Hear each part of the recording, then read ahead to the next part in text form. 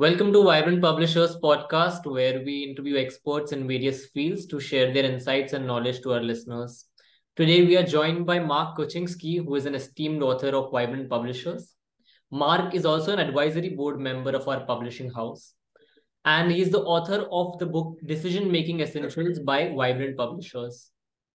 Mark is an assistant professor of accounting practice at Moravian College in Bethlehem, PA, where he teaches a graduate level decision analysis class and several advanced accounting classes. He is a certified public accountant and holds BA with high honors and MBA from Rutgers University and a doctorate from Drew University. Prior to joining the faculty of Moravian College, Mark was the chief financial officer of various public and private organizations in defense, contracting, toy, investment banking, and banking industries. He has over 40 years of experience in the business world and has supervised every operation of an organization, including sales and marketing. Mark, thank you so much for joining us and welcome to our podcast. Thank you very much. I'm very happy to be here this morning. Great. So, I would like to begin by understanding how you developed an interest in decision analysis, and if you could share the story behind your passion for these areas. Sure. By profession, I am a certified public accountant. So obviously, I teach accounting at Rutgers University School of Business and Economics. But I noticed as a young professional that no matter how good the financial analysis I performed or gave to the ultimate decision makers, many times they didn't follow what the financial analysis might suggest. And I came to the realization that there were various reasons why that happens. And just quickly, there's three that just come right to mind. The first is there could be cognitive overload. Sometimes something as simple as the decision maker is just tired and not absorbing the information that we're presenting. Secondly, many decisions involve, quantitative and qualitative factors. And financial analysis often doesn't provide for the qualitative factors. Right.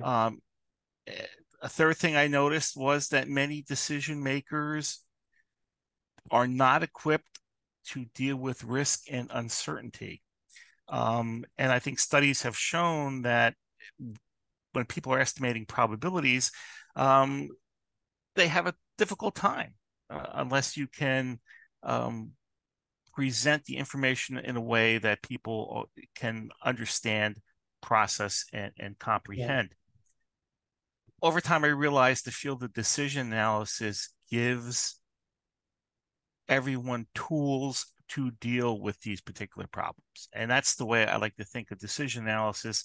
They are tools that you can use to come to make the right decisions. Okay, thank you so much for sharing that. Now, decision making often involves a certain degree of risk. So, how can individuals or organizations make sure that they are effectively evaluating and managing risks when it comes to making decisions? I think I want to begin by making the distinction between risks and uncertainties. Okay. And risk you can deal with through the use of statistics and probability. And particularly one thing that I emphasize in my class is Bayesian statistics, which is a very interesting field of statistics. But risk you can deal with. And there are many techniques for dealing with risk. It's uncertainty that can be the real problem because you can't anticipate an uncertain event. And I think the best example of that is the black swan events that Nassim Taleb in his book called The Black Swan talks about these amazing uncertainties that companies run into.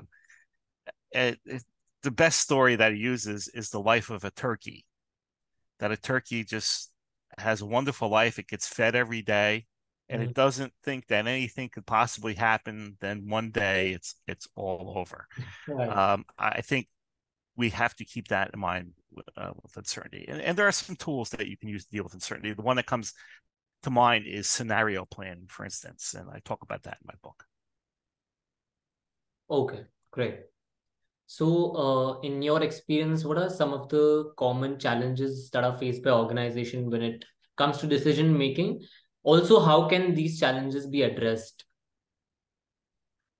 Well, I think the biggest problem I have observed in decision making in organizations is that small groups and small group decision making is often not very effective or efficient.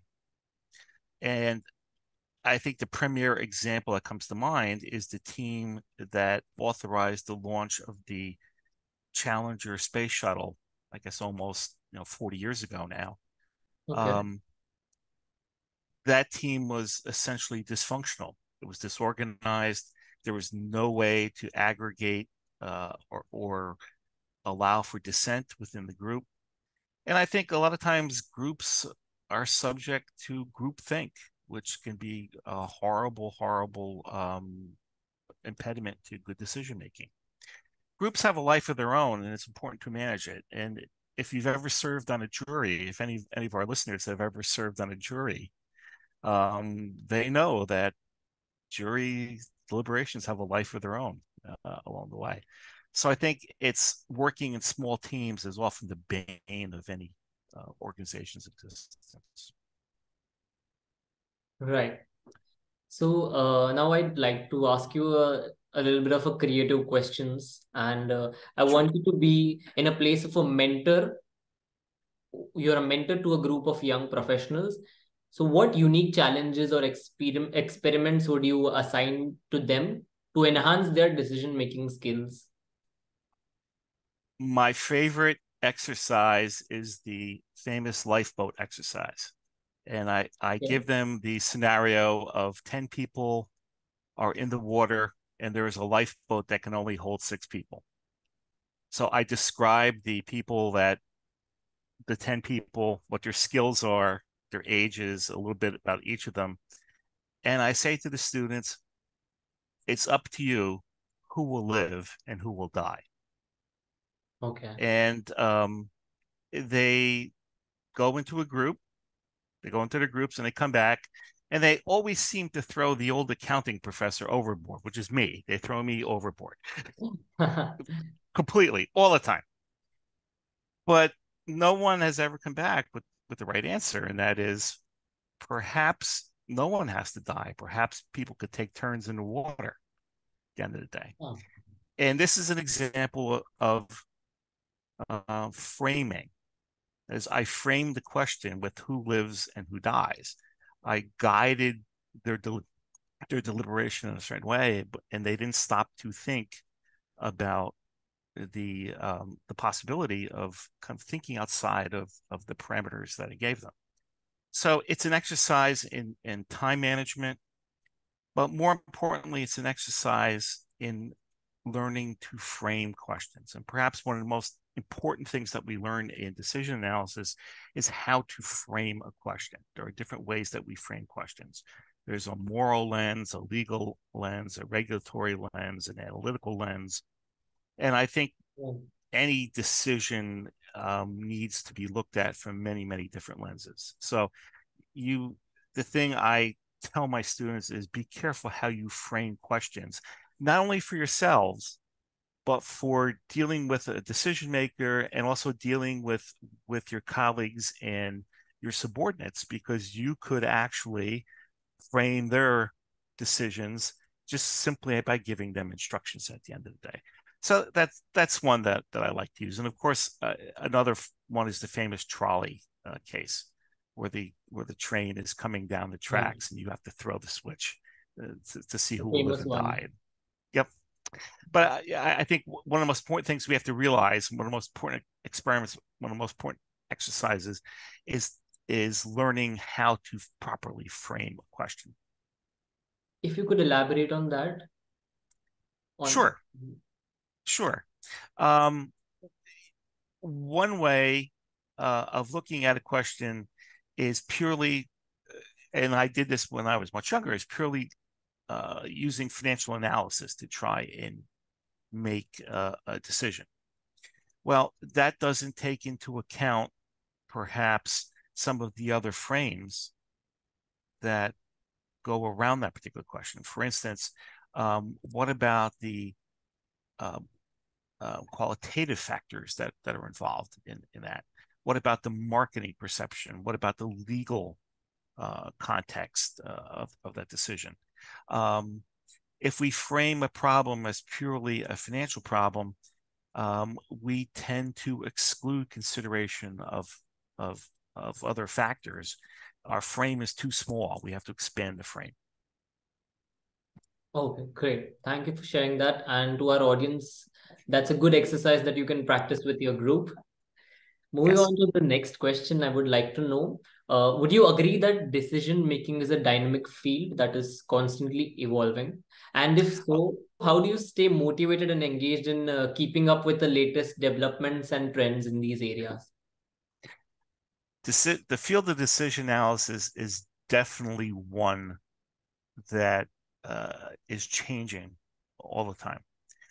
If you were to pick up a textbook in decision analysis, say 20 years ago, the discussion would be one that's centered around the decision maker as being the rational economic decision maker. That is the decision maker that we typically see in classical economics. Perfect information, perfectly rational, quickly coming to the correct decision. Well, that's not the case. And there have been many Nobel Prizes in economics in the last 20 years that have been awarded to people that have pretty much proved otherwise. Some examples of that is, of course, Daniel Kahneman, Robert Schilling, as Richard Thaler. All of those were great luminaries in the field of behavioral economics, behavioral finance, and of course, decision analysis along the way. Another name I should throw in is, of course, Amos Tversky, who unfortunately passed away before he could be awarded the Nobel Prize. And Tversky, of course, was the partner of Daniel Kahneman. Yeah. They came to the realization over time, and they basically proved that we are not completely rational decision makers, but there are certain parameters that a decision maker can follow to try and predict how people will make decisions at the end of the day. So the big change has been the idea of cognitive limitation, behavioral finance, and economics. Going forward, if you were to pick up a textbook in decision analysis 20 years ago, when I do my volume 2, I'm going to be doing probably a lot more on artificial intelligence, blockchain technology. I think technology is definitely affecting the way that decision analysis is being done. Right. We are So excited truly for a the dynamic version. field. We are excited for the version. And Thank you. you Thank mentioned you. Daniel Kahneman. So I would like to follow up with a question regarding him. So you have mentioned his concepts in your book, Decision Making Essentials. The concept of two cognitive systems, which is system 1 and 2, which were introduced by Dr. Daniel. Could you explain these systems and how they impact our thought processes and judgments? Sure. System 1 and System 2 are not very descriptive, and they don't reside in any particular part of the brain's anatomy. But System 1 is the fast, intuitive decision-making system. It relies on rote. It relies on certain quick decision-making rules. For instance, certain heuristics. And this was, it's certainly a very, very marvelously efficient way of making decisions. For instance, when you're driving, When you first start driving, it's a very thought-intensive and laborious process. Now you see people, putting on lipstick, texting, doing all sorts of things, unfortunately, when they're driving. But driving is sort of become an automatic system one function at the end of the day. System two is a resource-intensive, heavy computational process. It requires lots of energy. It's very draining. It's the heavy thought process that any decision maker has to engage when they're dealing with very complex problems. Okay. The issue is system two is lazy. And system two, since it takes so much energy, can only be used in a limited amount of time, for a limited amount of time. We try to use system two when we make these heavy decisions that we so often find in business. But let me just say, system one, there are a million decisions that we make per day in a business that affect the business. For instance, when I was a chief financial officer, I would get questions like, what color do we want to paint the hallway? What color is the carpet? And if you didn't make those decisions, you very often found that the business would grind to a halt at the end of the day. Yeah. Those types of decisions were handled by system one. Right. There was fast, intuitive answers at the end of the day. So system one would be something of a sort of subconscious mind, and system two is more of being very conscious and making a decision. System two is how we think of ourselves. Okay. At the end of the day, system two is how we think of ourselves, right? It's our conscious self, and we have to engage system two. Got it. So you were also talking about that we are not rational thinkers. So there is also cognitive biases involved. So how can individuals become aware and mitigate the impact of biases in their decision-making process? Cognitive biases are part of system one. Okay. And the way that you can try and defeat your biases is to engage system two. But as we mentioned, system two takes a lot of time and energy when it's activated. System two can help train system one. Okay. At the end of the day. So you defeat your biases by engaging system two, looking at the objective criteria, looking at the analysis, and use that to try and defeat your biases at the end of the day. System two is critical. Like I said, system two can train system one over time. Okay. So the only way to remove biases is by training the system, by using the system two to train the system one. Correct. Okay, great. Thank you for Correct. sharing that. Now, let's talk about the current age and what are some of the emerging trends or technologies in the field of decision making and analysis that you find interesting or promising, and how do you think they will shape the future of decision making? Oh, I think there are a couple. Clearly, artificial intelligence Yeah. is the preeminent technology that's emerging in the field of decision analysis. We struggle with that in the academic world because of Chat GPT.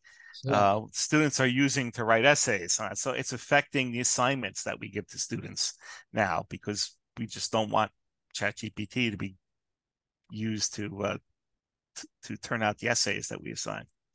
But artificial intelligence has a tremendous application in the field of decision analysis. For instance, and yet I think you see it already, credit decisions, which are sort of typical decisions that AI is being used by many banks. That is, you tell the AI develops the criteria for granting credit. It makes decisions based on credit as an expert system. That's one that's already being used. Banks have already been using that to make credit decisions. I think more and more decisions will be made, but I still have not seen a convincing answer there to some of the moral issues. And of course, the classic case is the self directed car, the self-guided car. And the classic case of if it has to strike someone, who will it strike? Well, who's making the moral decision? Well, maybe the programmer is making the moral decision at that point. So there are still some issues that I think AI is going to have to deal with. The other technology, which I'm very fascinated with, is blockchain technology. And that's been associated with cryptocurrencies, but it also has a great application of self-executing contracts, for instance, where when certain objective criteria are met, the contract will execute. So, for instance, maybe payment will be made when certain criteria are achieved. So it takes the human element out of certain decisions, which I think is okay. Again, if you are a believer or understand that decision makers have cognitive limitations, the more you can conserve their time and mental processes, the better decisions you're ultimately going to end up with at the end of the day. So I think those are two that I'm keeping an eye on. And again, as an accountant, blockchain also has certain implications for the accounting industry as well, but it does have implications, of course, for decision analysis as well. Right. And the AI does not involve emotional intelligence yet. So is Correct. that an advantage in decision making through AI or a disadvantage? Well, Professor Ryan Hamilton of Emory University is quick to point out that emotions are a critical part of any decision. And again, I refer back to this idea that 20 or 30 years ago, textbooks would frame decision makers as being completely rational human beings and decision makers. Well, that's not what studies have shown, that emotions are a necessary component to making decisions. There was a famous episode of Star Trek for all of the Trekkies, the older Trekkies out there, where Captain Kirk was split into two people, two Captain Kirks, and one couldn't make a decision because he lost certain components of his personality. Well, I think any emotion is necessary, and clearly emotional intelligence is part of that equation. Okay, got it. And thank you for sharing your insights on the decision making and decision analysis. Now, I would like to know a little bit about your experience as an author, and Sure. if you could give advice to new authors, especially when it comes to setting a writing routine and staying motivated throughout the writing process. I waffle back and forth on this one. Cool. I have gone from trying to write 1 page a day as a target to writing many pages on one day and then resting for several days. I think it's situational.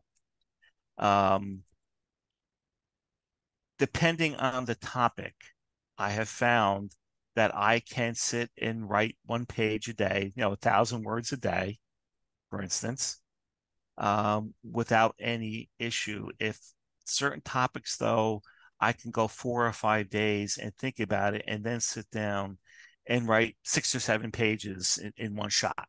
Just sit down and pump out 5,000 or 6,000 words at one time.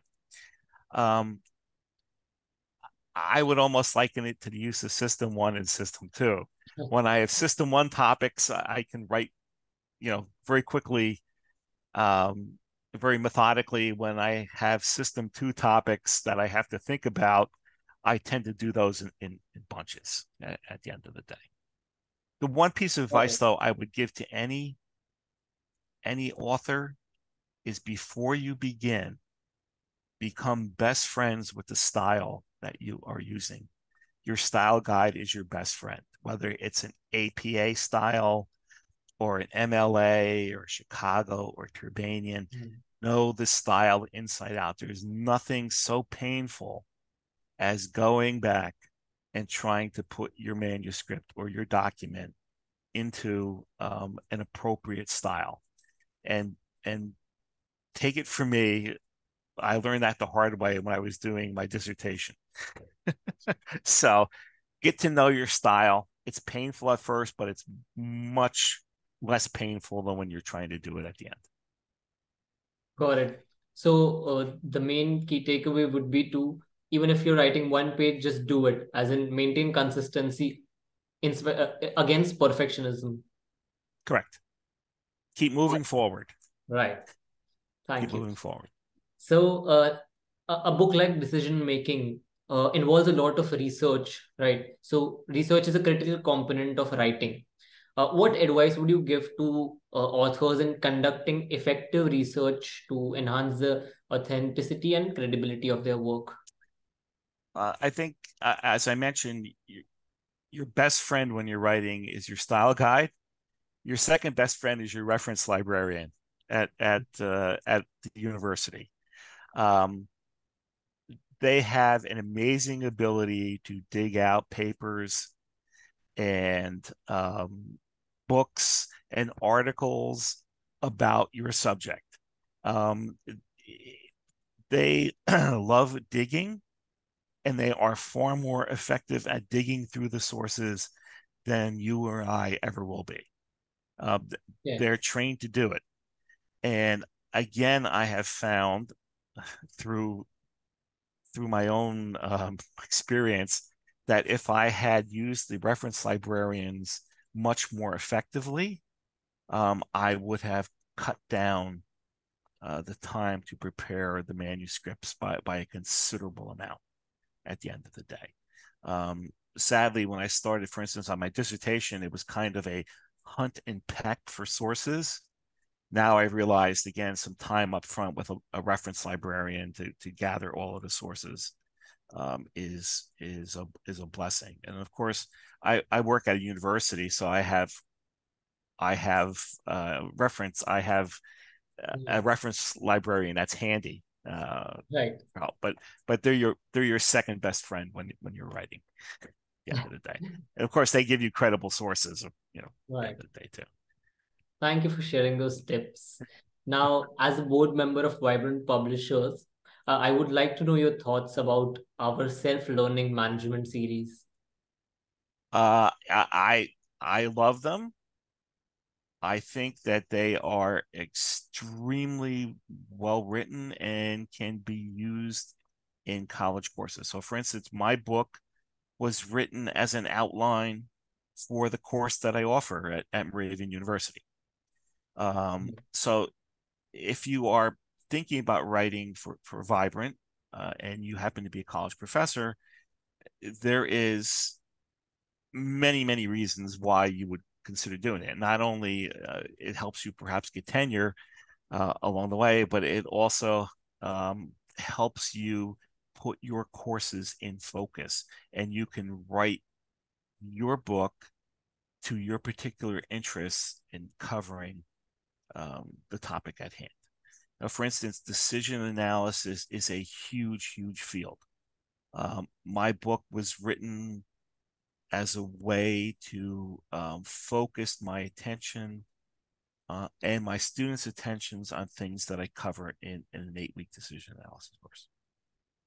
Right. Thank you for the kind words, and thank you for taking out the time today to join us and sharing your valuable insights with the audience on the world of decision making. Now, we wish you all the best for your upcoming projects, and we look forward to publishing many more books with you. And to Thank you so much. Right. To our listeners, thank you for tuning in, and we hope you found this podcast informative and insightful. Thank you so much, Mark.